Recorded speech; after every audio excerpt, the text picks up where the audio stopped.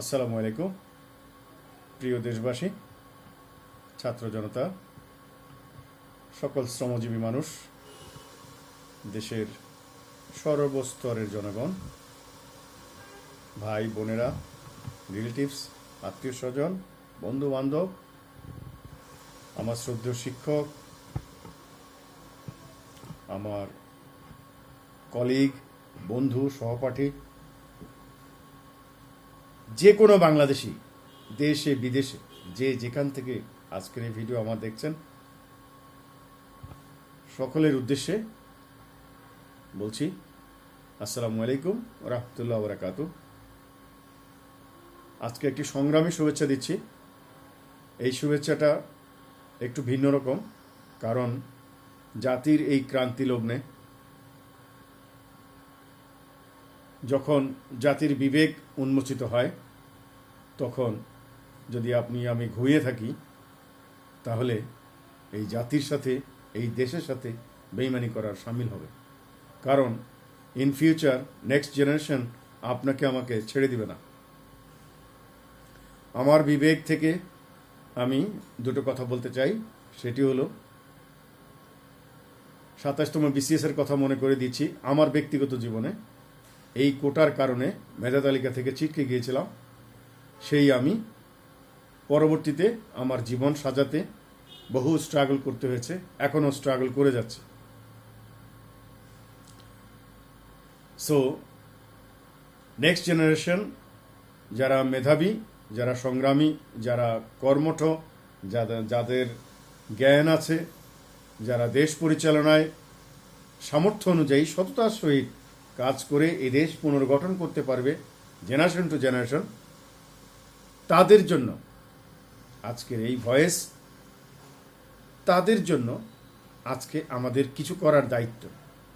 1971 সালে পাক হানাদার বাহিনীরা যখন 25শে মার্চ কালরাত্রিতে গোলাবর্ষণ শুরু করে, তখন মানুষ যেরকম ছুটোছুটি করেছিল, আর ঘরের 18 বছরের যুবক যখন, ইভেন 12 বছরের যুবক যখন গামছা, লুঙ্গি, হাতে লাঠি, দা কুমড়া, বৈঠা যা পেরেছে তাই নিয়ে ঝাঁপিয়ে পড়েছে, ঠিক তেমনি আমাদের এই নতুন প্রজন্মের জন্য ঝাঁপিয়ে পড়াটা জরুরি।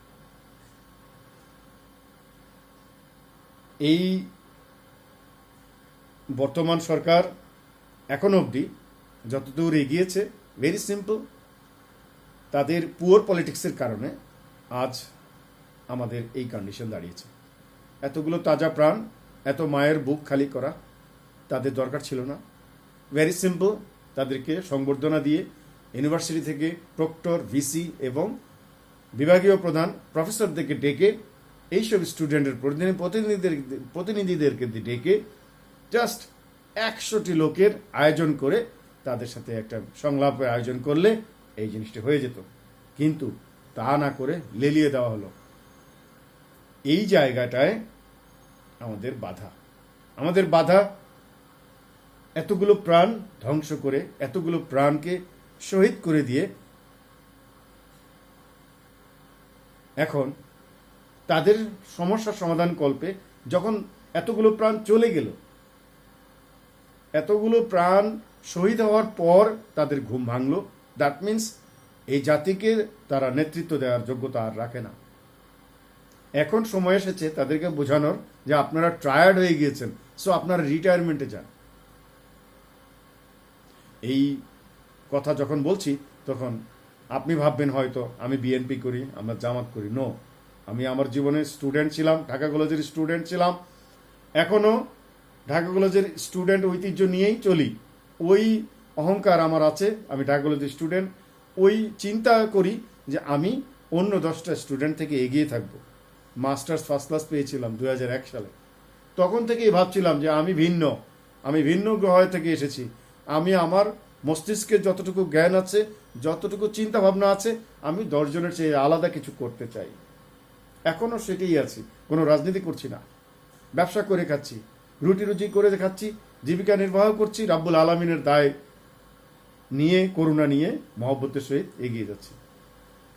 ভালো আছি, খারাপ আছি, থাকবই।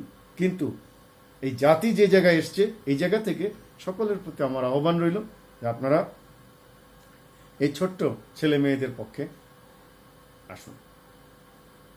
ভালো থাকুন, সুন্দর থাকুন। এই জাতিকে বারবার এরকম রিটায়ারমেন্টে পাঠানোর জন্য গণ অভ্যুত্থানের প্রয়োজন হয়, আর এই গণ অভ্যুত্থানে সামিল হওয়াটা জরুরি। হ্যাঁ, অবশ্যই সরকার ভুল করেছে, তারা ক্ষমাও চাচ্ছে, এখন মন্ত্রীরাও ক্ষমা চাচ্ছে, কিন্তু যখন আপনি মায়ের বুক খালি করে দিয়েছেন তখন ক্ষমা চাচ্ছেন। দ্যাট মিনস আপনাদের পানিশমেন্ট হওয়া উচিত। সো আপনারা নিজেরা নিজেদের সিদ্ধান্ত নিন। আর আমরা যারা গার্ডিয়ান আছি, আজ আমার মেয়ে এসএসসি পরীক্ষার্থী এবারের, তো সেই মেয়ের দিকে তাকিয়ে আমি একজন গার্ডিয়ান, একজন পিতা হিসাবে রাস্তায় না নেমে পারছি না। আমার সন্তানের জন্য, দেশের জন্য, নেক্সট জেনারেশনের জন্য। আমার মতো আর কোনো যুবক, আমার মতো আর কোনো ছেলে যেন বিসিএস পরীক্ষায় বা নিজের ক্যারিয়ার গড়ার ক্ষেত্রে, সরকারি চাকরি পাওয়ার ক্ষেত্রে আর কোনো বাধা যেন কেউ না পায়। সেই জন্যে জাতিকে একটি নতুন স্বাধীনতা সূর্যের